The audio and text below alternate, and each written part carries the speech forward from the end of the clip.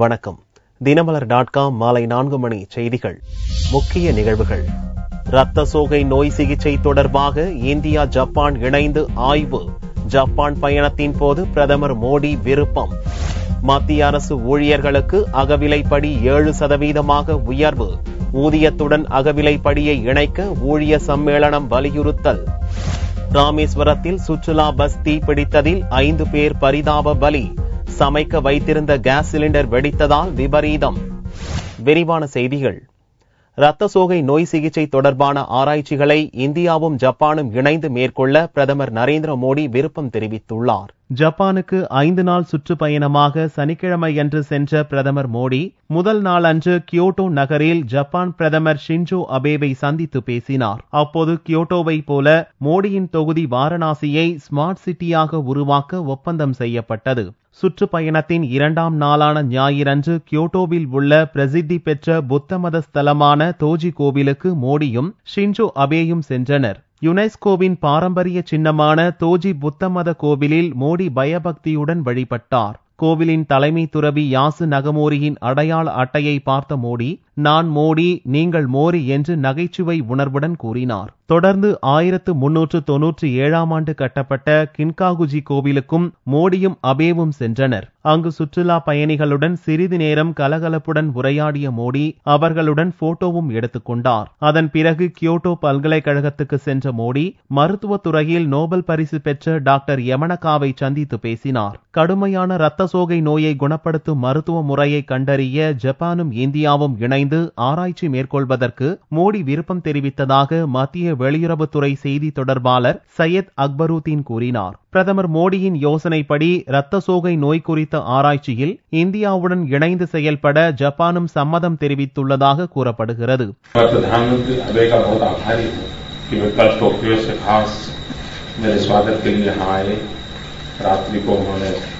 Private भोज दिया, इतना ही नहीं, आज सुबह काफी समय मेरे साथ बिता करके टोजी टेम्पल में हर बारी चीजों को मुझे दिखाया, समझाया.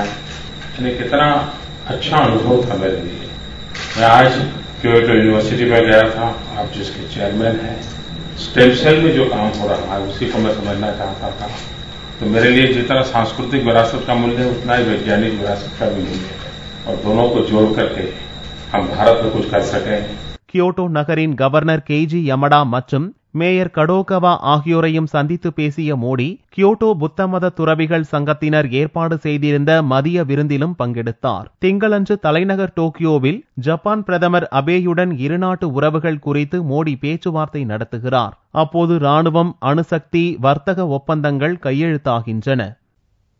மத்திய அரசு ஊழியர்களுக்கான அகவிலைப்படியை 7% உயர்த்த மத்திய அரசு முடிவு செய்துள்ளது. இதன் மூலம் அகவிலைப்படி 107% உயர்கிறது. சில்லறை விலைவாசிகள் உயர்வு விகிதத்தை கருத்தில் கொண்டு மத்திய அரசு ஊழியர்களின் அகவிலைப்படியை 7% உயர்த்த மத்திய நிதி அமைச்சகம் முடிவு செய்துள்ளது. ஜூலை 1ஆம் தேதி முதல் முன்தேதியிட்டு 7% அகவிலைப்படியை உயர்த்தி வழங்க மத்திய அமைச்சரவைக்கு நிதி அமைச்சகம் பரிந்துரை அனுப்ப உள்ளது. இத்திட்டத்துக்கு மத்திய அமைச்சரவை விரைவில் ஒப்புதல் அளிக்கும் என்று அரசு வட்டாரங்கள் கூறுகின்றன.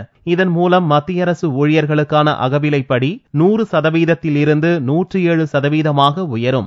இதனால் 30 லட்சம் மத்திய அரசு ஊழியர்களும் 50 லட்சம் ஓய்வூதியதாரர்களும் பலன் பெறுவர். இந்த ஆண்டு ஜனவரி 1ஆம் தேதி அன்று அகவிலைப்படியை 90% இருந்து 100% ஐக்கிய முற்போக்கு கூட்டணி அரசு உயர்த்தியது. 7% அகவிலைப்படியை உயர்த்த மோடி அரசு முடிவு செய்துள்ள போதும் மத்திய அரசு ஊழியர்கள் சம்மேளனம் அதிருப்தி தெரிவித்துள்ளது. அடிப்படை ஊதியத்துடன் அகவிலைப்படியை இணைக்க வேண்டும் என்ற தங்களது நீண்டகால கோரிக்கையை 7வது ஊதிய கமிஷன் மற்றும் மத்திய அரசிடம் அளித்துள்ளதாக சம்மேளன தலைவர் KKN குட்டி கூறினார். அடிப்படை ஊதியத்துடன் அகவிலைப்படியை உயர்த்தினால் அடிப்படை ஊதியம் மற்றும் இதர படிகள் அதிகரிக்கும் என்பது குறிப்பிடத்தக்கது. ராமேஸ்வரத்தில் இருந்து கன்னியாகுமரிக்கு சென்ற பேருந்து திடீரென்று தீப்பற்றி எரிந்ததில் 5 பேர் பலியாகினர்.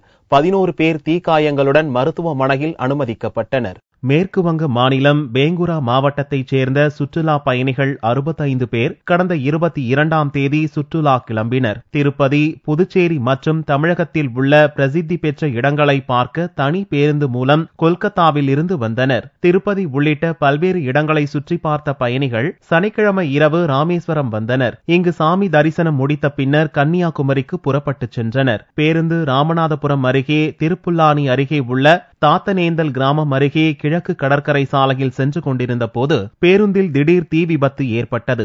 சமையலுக்கு பேருந்தில் வைக்கப்பட்டிருந்த கேஸ் சிலிண்டர்கள் வெடித்ததால் பேருந்து முழுவதும் தீப்பற்றி எரிந்தது. அப்போது அருகில் இருந்த பொதுமக்கள் தீயணைப்புத் துறைக்கு தகவல் அளித்து பேருந்தில் இருந்தவர்களை காப்பாற்றினர். பேருந்து கண்ணாடிகளை உடைத்து முடிந்தவரை பயணிகளை பொதுமக்கள் காப்பாற்றினர். ஆனாலும் தீ வேகமாக பரவியதால் பொதுமக்களின் மீட்பு பணியில் தடை ஏற்பட்டது. தகவல் அறிந்து வந்த தீயணைப்புத் துறையினர், போலீசார் கடுமையாக போராடி தீயை அணைத்தனர். இவ்விபத்தில் விஸ்வநாத மண்டேல், கோபால் சந்துரு என்ற 3 ஆண்கள், ஒரு குழந்தை உட்பட 5 பேர் தீயில் கருகி பலியாகினர். மேலும் 11 பேர் தீ காயங்களுடன் மருத்துவமனையில் அனுமதிக்கப்பட்டனர். அவர்களுக்கு தீவிர சிகிச்சை அளிக்கப்பட்டு வருகிறது. இதுகுறித்து போலீசார் விசாரணை நடத்தி வருகின்றனர்.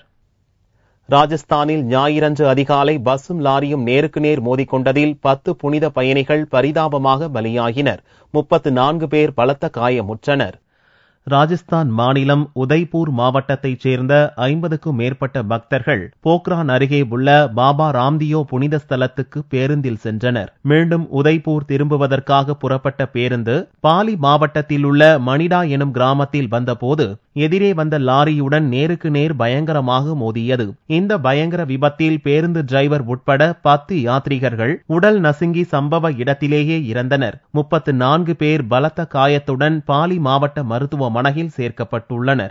ஆபத்தான நிலையில் உள்ள 16 பேர் ஜோத்பூரில் உள்ள மருத்துவமனைக்கு கொண்டு செல்லப்பட்டுள்ளனர். 16 பேரில் சிலரது நிலைமை கவலைக்கிடமாக இருப்பதால் பலி எண்ணிக்கை மேலும் உயரும் என்று அஞ்சப்படுகிறது. பேருந்து அல்லது லாரி இரண்டில் ஒரு வாகனத்தின் டிரைவர் தூங்கியதால் விபத்து நேர்ந்திருக்கலாம் என்று போலீசார் தெரிவித்தனர். தப்பி ஓடிய லாரி டிரைவரை போலீசார் தேடி வருகின்றனர்.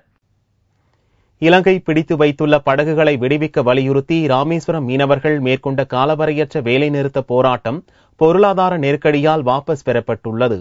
இலங்கை அரசால் சிறைப்பிடிக்கப்பட்ட தமிழக மீனவர்கள் மற்றும் அவர்களுடைய படகுகளை விடுவிக்க வலியுறுத்தி ராமேஸ்வரத்தில் கடந்த மாதம் 24ஆம் தேதியிலிருந்து மீனவர்கள் வேலை நிறுத்த போராட்டத்தில் ஈடுபட்டு வருகின்றனர். இந்திய சுதந்திர தினத்தை முன்னிட்டு சிறையிலிருந்து தமிழக மீனவர்கள் அனைவரையும் இலங்கை அரசு விடுவித்தது. ஆனால் மீனவர்களுடைய படகுகளை விடுவிக்கவில்லை. இந்நிலையில் தங்களுடைய வாழ்வாதாரமான படகுகளை மீட்க அரசு நடவடிக்கை எடுக்க வேண்டும் என்று வலியுறுத்தி மீனவர்கள் வேலை நிறுத்த போராட்டத்தை தொடர்ந்தனர். டெல்லியில் வெள்ளிக்கிழமையன்று படகுகள் விடுவிப்பது தொடர்பாக இருநாட்டு அதிகாரிகளின் மத்தியில் நடந்த பேச்சுவார்த்தையில் சுமூக முடிவு எட்டப்படவில்லை என கூறப்படுகிறது. 2ஆம் கட்ட பேச்சுவார்த்தை இலங்கையில் நடைபெறும் என அறிவிக்கப்பட்டது. இதனால் ஏமாற்றமடைந்த ராமேஸ்வரம் மீனவர்கள் தங்களுடைய வாழ்வாதாரத்தை கருத்தில் கொண்டு அவசர ஆலோசனை கூட்டம் நடத்தினர். கூட்டத்தில் பொருளாதார நெருக்கடியால் போராட்டத்தை திரும்ப பெற முடிவு செய்து வரும் 1ஆம் தேதி முதல் கடலுக்குள் மீன்பிடிக்க செல்ல திட்டமிட்டுள்ளனர்.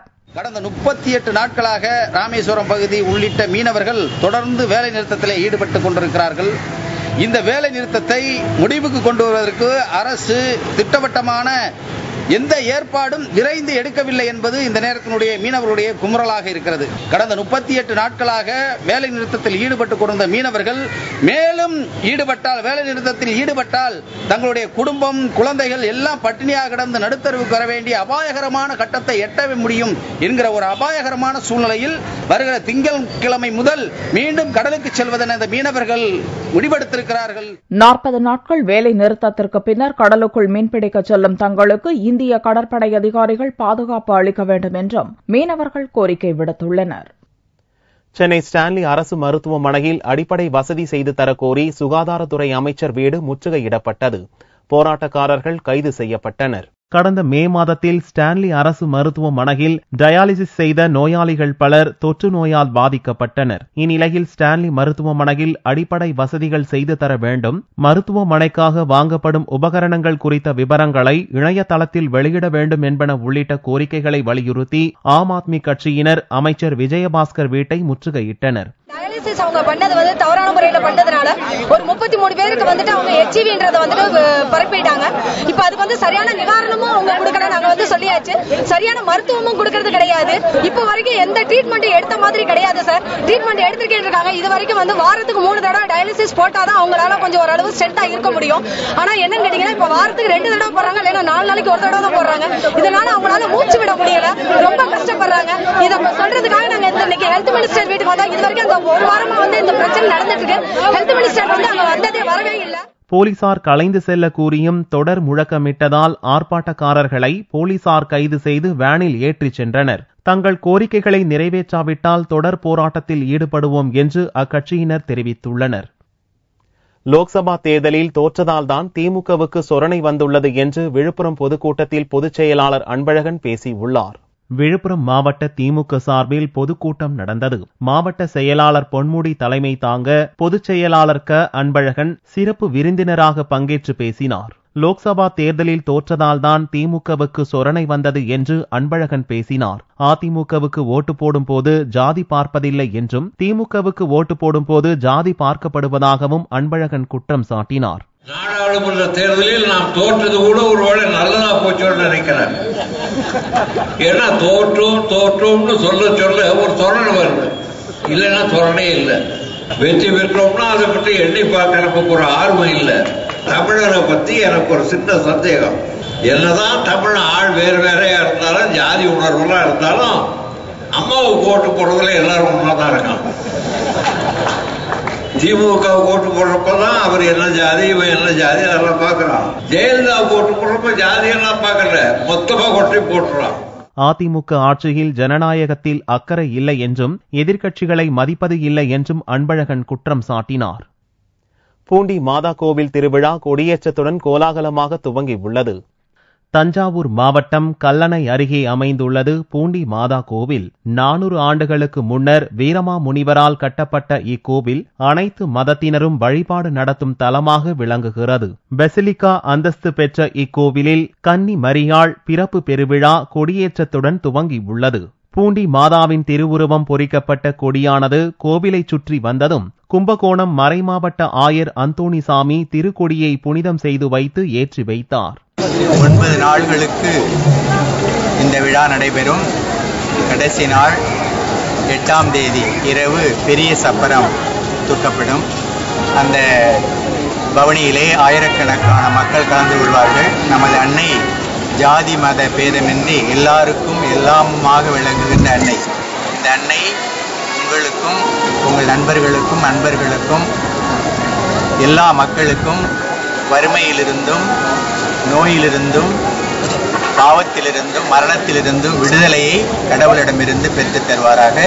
வான வேடிக்கையுடன் நடந்த இக்கொடி ஏற்றத்தில் ஏராளமான பக்தர்கள் பங்கேற்று பிரார்த்தனை செய்தனர். வரும் 8ஆம் தேதி இரவு மல்லிகை அலங்கார தேர் பவனியும் 9ஆம் தேதி திருவிழா கூட்டு பாடற் திருப்பலியும் நடக்க உள்ளது.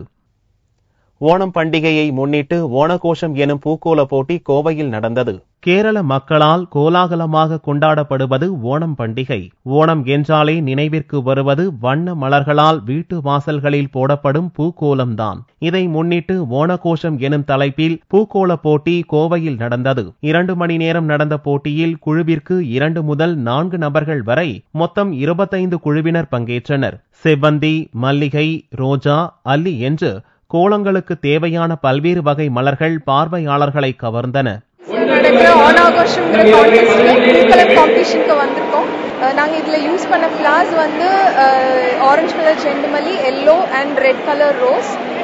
இந்த ஓணம் எதுக்கு செலிப்ரேட் பண்ணுறாங்கன்னா, மகாபலியை வந்து ஒரு கிரேட் கிங்கு, அவரை வந்து வாமனன் 3 ஸ்டெப்ஸ் கேட்டாரு. அதில் அந்த மகாபலி கிங்கை நம்ம ரிமைண்ட் பண்ணுறதுக்காக எவ்ரி இயர் அவர் இந்த சிங்க மாசம்ங்கிற மந்த்ல திருவோணம் டேல அவர் வருவாரு. அண்ட் அதுக்காக நம்ம ஓணம் செலிப்ரேட் பண்ணோம். பூக்கோலங்களை பார்வையிட்ட நடுவர்கள் சிறந்த படைப்புகளை பார்வையிட்டு தேர்வு செய்தனர். போட்டியில் வெற்றி பெற்றவர்களுக்கு சிறப்பு பரிசுகள் வழங்கி கௌரவிக்கப்பட்டன. தங்கத்தின் விலையில் ஞாயிற்றுக்கிழமையன்று மாற்றமில்லை. 1 சவரன் தங்கம் 21,160 ரூபாய்க்கு விற்பனையானது. 1 கிராம் ஆபரண தங்கம் 2,645 ரூபாயாக இருந்தது. வெள்ளி 1 கிராம் 45 ரூபாய் 50 காசுகளுக்கு விற்பனையானது. பார்வெள்ளியின் விலை 42,490 ரூபாயாக இருந்தது. தஞ்சை அன்னப்பேட்டை பகுதியில் பிளாக் பக் பூச்சிகளின் தாக்குதலால் குறுவை நெல் சாகுபடி பெரிதும் பாதித்துள்ளது. காவிரி டெல்டா பகுதியில் குறுவை, சம்பா, தாளடி நெல் சாகுபடிகள் நடப்பது வழக்கம். மேட்டூர் அணையிலிருந்து காலதாமதமாக தண்ணீர் திறக்கப்பட்டாலும் டெல்டா விவசாயிகள் கிணற்று தண்ணீர் மூலம் குறுவை சாகுபடி செய்தனர். தஞ்சை மாவட்டத்தில் 31,000 ஹெக்டேர் நிலப்பரப்பில் குறுவை சாகுபடி செய்யப்பட்டுள்ளது. இந்நிலையில் தஞ்சையை அடுத்த அன்னப்பேட்டை, மெலட்டூர், நரியனூர் ஆகிய பகுதிகளில் நெல் பயிரில் பிளாக் பக் எனப்படும் பூச்சிகளின் தாக்கம் அதிகரித்துள்ளது. இதனால் நெல் பயிரின் தோகையில் பழுப்பு ஏறி கதிர்கள் வளராமல் போய்விட்டதாக விவசாயிகள் வேதனை தெரிவித்தனர். நான் குருவை 7 ஏக்கர் நட்டிருக்கேன். 7 ஏக்கரும் மகசூல் கம்மியாக தான் இருக்கும். ஏதோ ஒரு பூச்சி அடிச்சிடுச்சு. நவீன்லேருந்து பார்த்தாங்க ஒன்றும் சரியில்லை. இப்போ ஏக்கருக்கு இந்தான ஒரு 10 மூட்டை கூட வராது. பொதுவாகவே இந்த ஏரியா பூரா அப்படி தான் இருக்கு, அன்னப்பம்பேட்டை ஏரியா பூரா. அதனால ரொம்ப மோசம் மகசூல். பிளாக் பக் பூச்சியின் தாக்கத்தை கட்டுப்படுத்த வேளாண் துறை உடனடியாக நடவடிக்கை எடுக்காவிட்டால் 200 ஏக்கரில் குறுவை சாகுபடி முழுவதுமாக பாதிக்கப்படும் என்று விவசாயிகள் அச்சம் தெரிவித்துள்ளனர். மீண்டும் செய்திகள் இந்திய நேரப்படி இரவு 8 மணிக்கு. வணக்கம்.